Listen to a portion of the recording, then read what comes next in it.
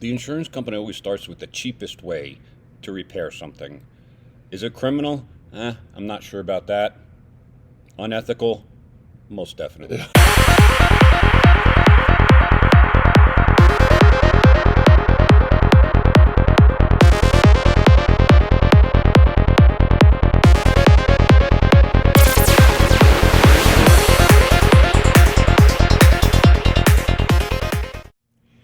Hey everybody, happy Saturday morning to you, and welcome to the Airing of Grievances. Today we've got a special episode for you, and it's really important that you not only listen to this, learn something, but you're going to want to share this with your friends. Today, Rob, we're talking about, is it criminal? What is it? What does that even mean? Well, the insurance companies tend to play a lot of games in how they adjust the value of a loss. And we're going to talk a little bit about that today. Is it criminal? I'm not sure about that. Unethical? Most definitely. Okay. So stay tuned. And by the way, if you're a brand new viewer of this channel, we want to say welcome. Thanks so much for joining us. Thank you. And if you are a regular viewer or a subscriber to our channel, especially thank you for your subscription. We're grateful. In any case, don't forget to click the subscribe button and the notification bell. And if you like what we're talking about here, if you find that this is helpful to you, give us a big thumbs up. That's the number one way to help this channel grow. So today we're going to do a little bit of a case study, and we're working on a brand new 2020 BMW. Is that correct? That's correct. Tell us about it. That's correct. Yeah, that's correct.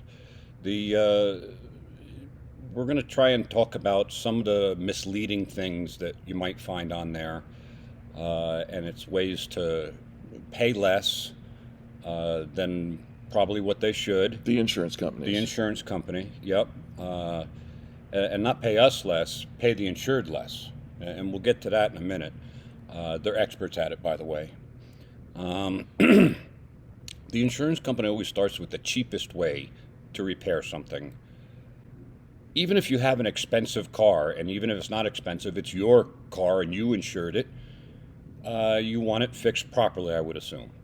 Isn't that I don't care how much I pay for my car. It's my second biggest expense. Right. And yes, I want it prepared or repaired properly. Right. And so the insurance company, regardless of what kind of car you have, in most cases, many cases, starts with the very, very cheapest, call it first offer or initial estimate. And there are laws that we can talk about regarding that practice as well. We're going to do a little case study on a BMW we have here. We're going to go over the initial estimate the insurance company wrote and do a little discovery into some really interesting little tidbits. Let's go downstairs and take a look. Gator.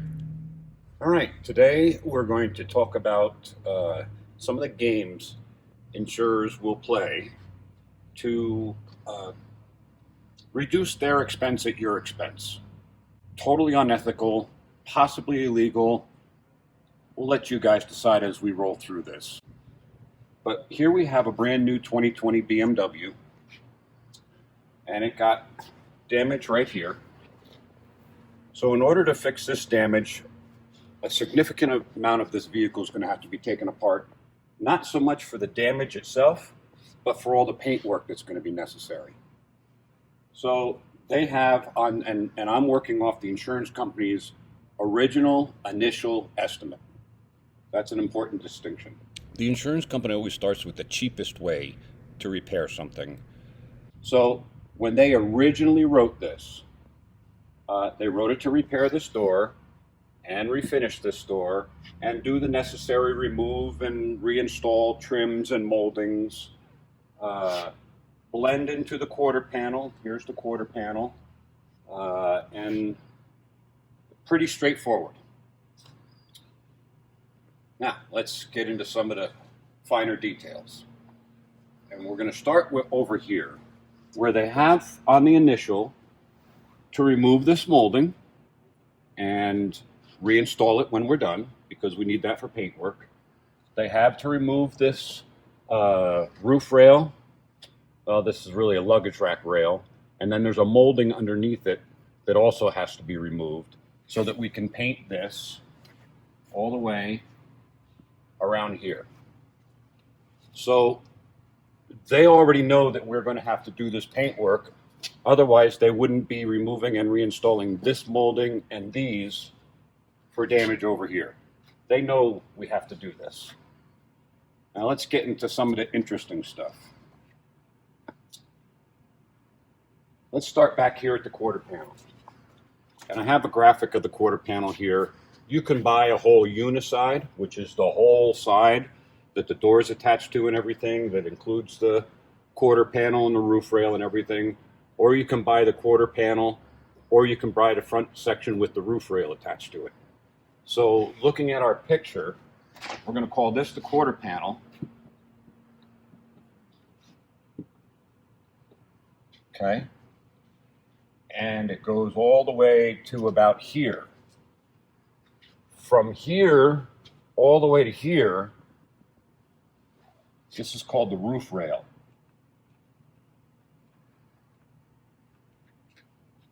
So, on their initial estimate, they have to blend this quarter panel.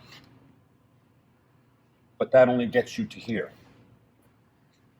They already know we need to go all the way to here because they've paid to remove that and move that. However, they did not allow for the actual refinish work or paint work of this roof rail. The insurance company always starts with the cheapest way to repair something. The guy would probably say, "Oh, I forgot to click it." Okay, great. We'll get to why that's important later on.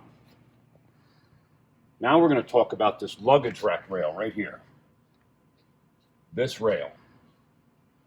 So, in the estimating systems,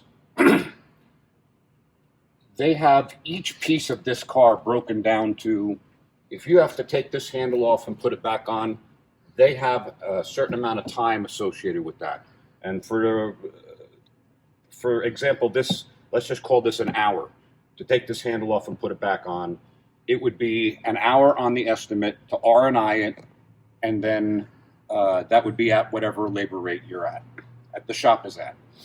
Or they like to use prevailing rates, but they tend to monkey with those rates as well. Starts with the cheapest way.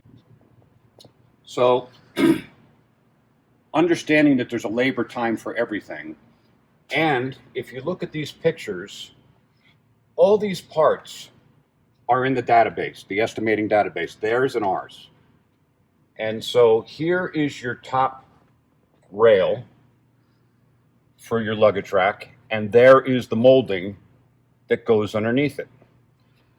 In this gentleman's estimate, he clicked on this, so you can put a little dot and click on it, and put R&I, remove and install. So take it off, do your repairs or paint work, put it back on.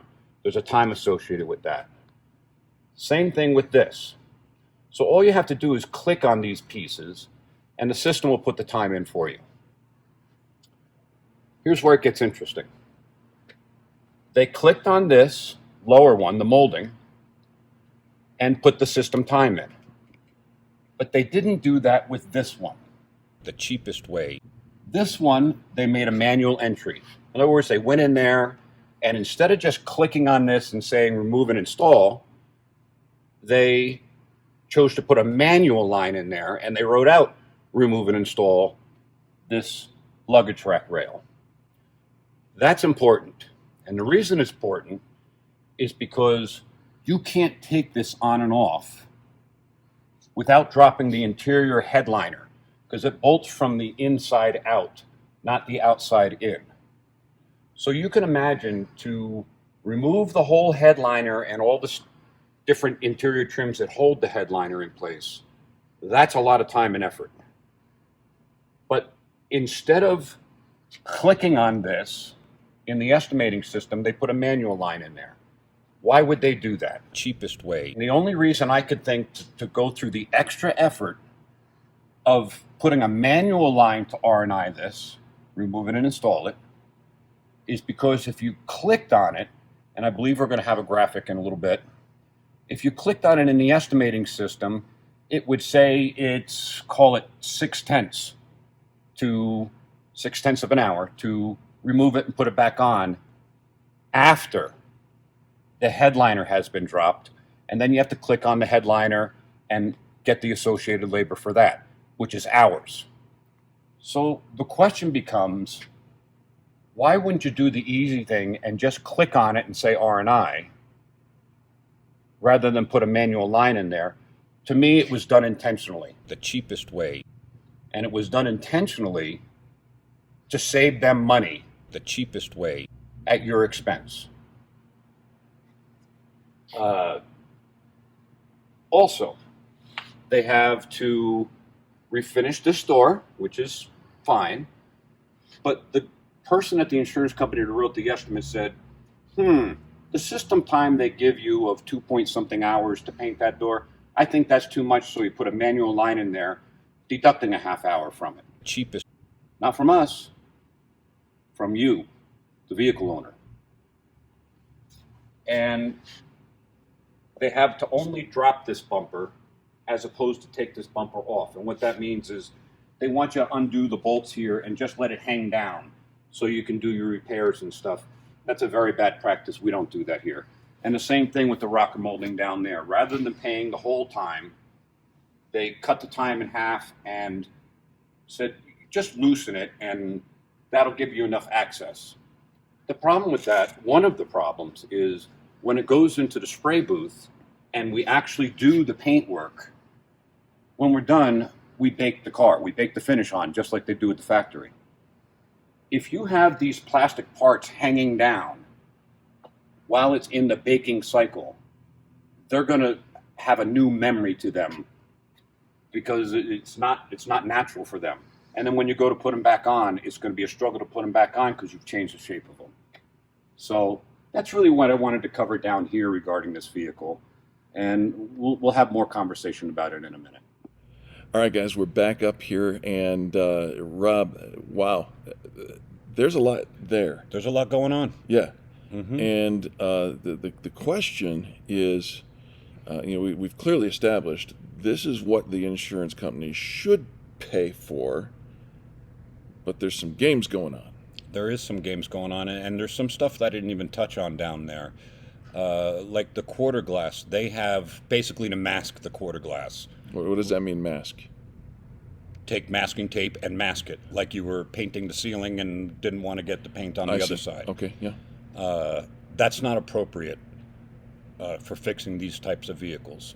The seal around the glass is rubber. It expands and contracts. You'll end up with a paint line that'll start peeling. And can it be done? Yes. Are there shops out there that would do it? Probably. Is it the right thing to do? Absolutely not. You have to remove that glass. And just out of curiosity here, you're the guy who paints and repairs vehicles for a living. Yes. Yes, sir. The insurance adjuster, Their only job is to fund the repair. that's it. Yep. And they're saying, cut this corner, Yes.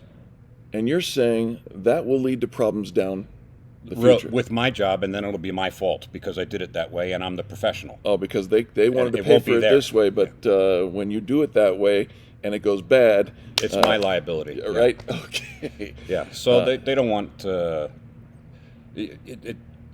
and so what they do is they put a little fancy line note in there that says, if you have to take it out, then we need a picture of it and then we'll pay for you. As if I say, if I'm going to take it out, they don't believe me until they get a picture, then they'll fund it. So that's one way to reduce the initial expense that they're paying you for the repairs that you insured with them. The insurance company always starts with the cheapest way to repair something. One of the things that you just said there draws a big red flag for me. And that is that they're asking you they want to pay the very least for you to do it the improper way. And they're only going to pay you after you send them photos that you did it the proper way. It's a presumption of guilt instead of And by the way, if you charged for doing it the right way and you didn't do it that way, that'd be on me. that's criminal. That's criminal. But they, in reverse, it's not. Or maybe not. I don't know. Right? I don't know. I'm not a police officer, and I'm not an attorney, and I'm not a district attorney, so I don't know the answer to that. But All right. I can tell you that it's one of their tricks to lessen how much they're going to pay you initially for the claim. And the problem, and we've been alluding to it, here's the real problem. What if that person didn't want to fix that and just decided to live with it? And they took their claims payment that they got, which is short, not that the guest knows that. The guest doesn't know that. You would have to know what I know in order to know that. Sure. But the insurance company got away with paying you less than what you were owed. Now, I'm sure they didn't monkey around and make any mistakes on the deductible.